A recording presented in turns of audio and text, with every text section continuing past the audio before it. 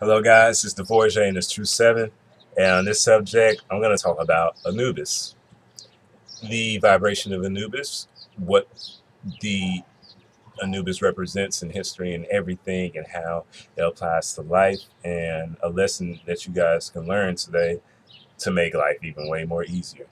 Now, life is a bitch, and a bitch is a female dog. So,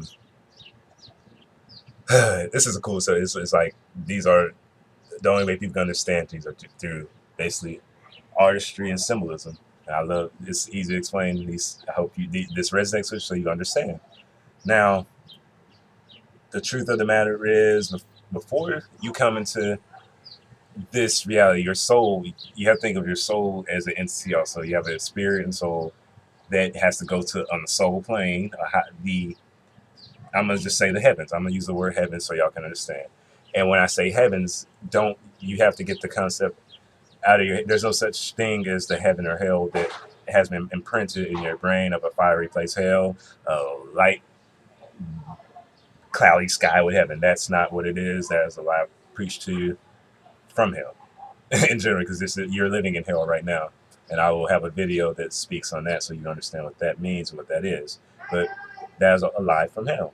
So, but I'm saying heavens when you go when your temporary living is done in this station and you leave that gas station, you get in your car and you're traveling somewhere else to your destination. Picture the road as the heavens or the loop. That's where you're going to. You're not quite at the highest astral plane. Heaven is the highest astral plane when you're at basically God omniscient level. And due to your contracts with other beings and your team of beings and your life and your highest self and all these things, where you're going for your being to carry out what needs to be done for the cycle to keep going in the universe. Depending on that, if you are at that level where the standing where you're pretty much choosing where you're going on that level, because not everyone chooses to come, not everyone does. Some people do. Then you have to remember, like, okay, I remember I chose to come here to help them do whatever I need to do, or be the doctor, or help this certain. Some people's sole purpose are coming. They may not even know it. It's just to perform surgery on a certain person that's doing something so drastic in life, and they are unaware of it. That's just how life works in general on a minute level, but not to get too far off.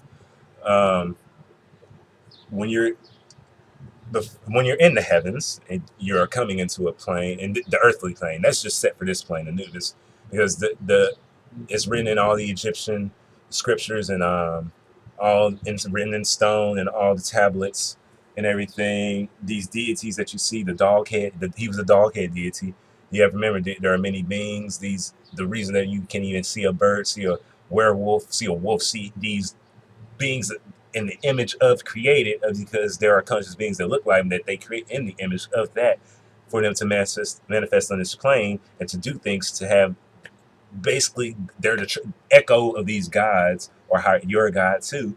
And there are statues of images of you on this plane and many other planes, Mars and other places look just like you, because there are humans that have done things where other planetary beings are that have done feats, and they echo out through their existence still being there. Now,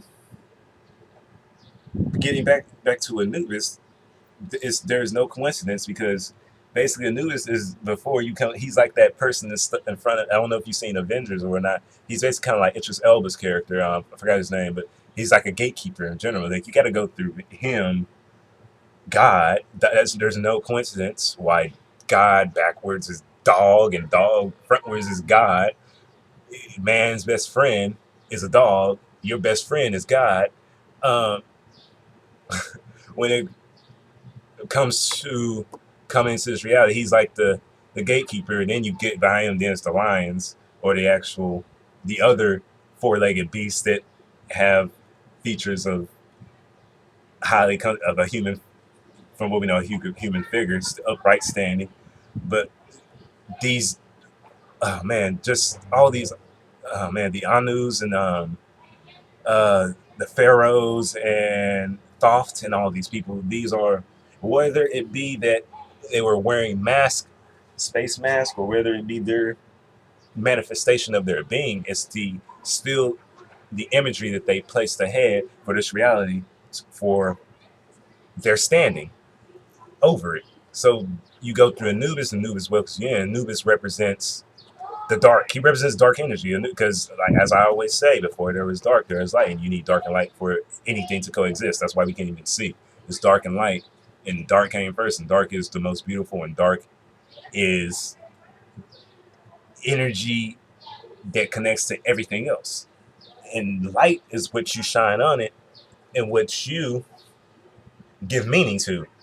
Let there be light. Like, you're just as God can say and create, you do the same thing. You go walk into a room and do the technology. If you want the light to be on, you flick it on. You control that. But that's just a 22 brain and how it works. But yes, with Anubis, he represents dark work. And when I say dark work, the dark, you can't. There's inconclusiveness. It's not good or bad. There's just certain techniques that can be seen as more dark, and there's techniques that can be seen as more light. And obviously, when it comes to Anubis, he was in a time period where his works and his carried throughout works were within Egyptian times and many other times, even if you want to get to Atlantean times, period. You have to think, you're in space before you come into this. That's the Garvin of the guy. He's like, okay, all right, you go through. He somewhat got, I mean, you inherently you have your contract with the all energy, other beings and whatnot, but he gives you a contract too. Like, okay, this is what's gonna come to you, and just more, even more of a script for you to follow once you come into this earthly plane. So that's more of Anubis, and then even that statues of Anubis, they still stand in reminiscence of when the Egyptians come. They channel and they still have the connection with these higher beings, and that's how these things are built, and that's how these things are carried over and carried through. Um, and another analogy I can give to you with Anubis and God and dog, and how men are dogs and females are bitches and life's a bitch, because that's Anubis had a big taking a formation of, as I've been explaining, of life here.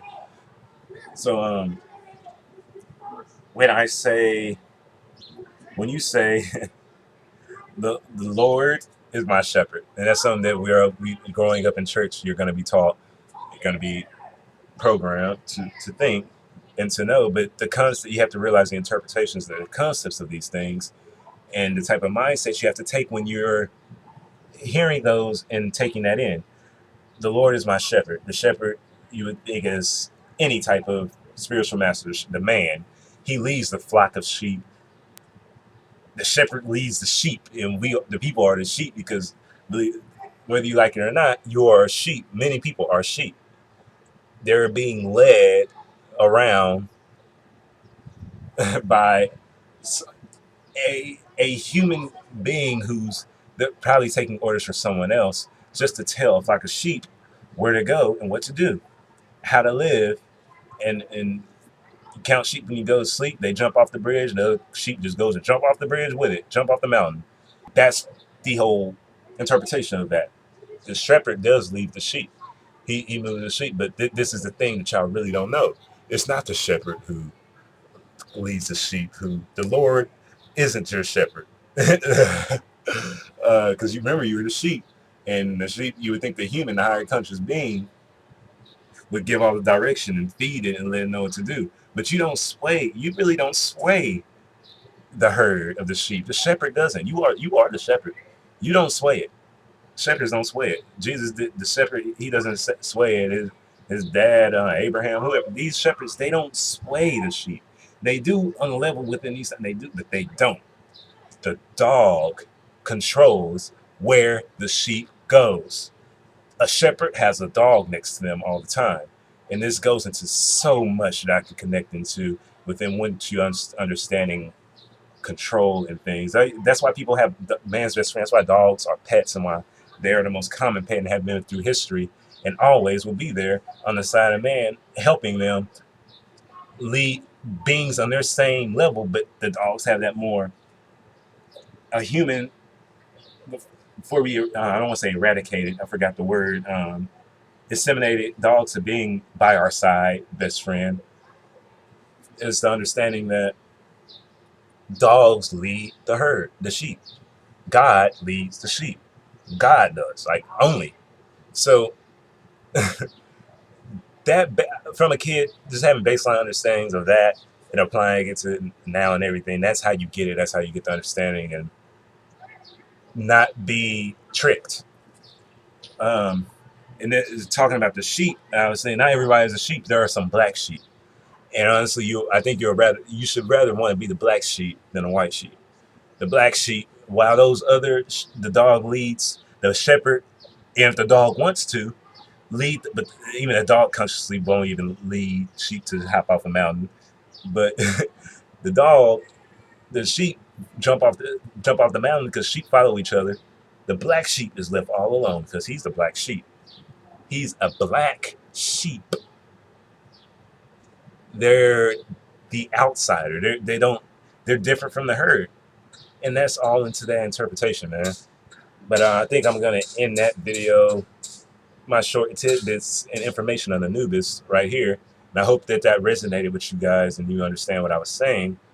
Um, but yeah, I'm gonna have a lot more information. I'm probably gonna even do a whole collection going to Anubis. As you know, I design clothes and I style and I do visual productions and production in general.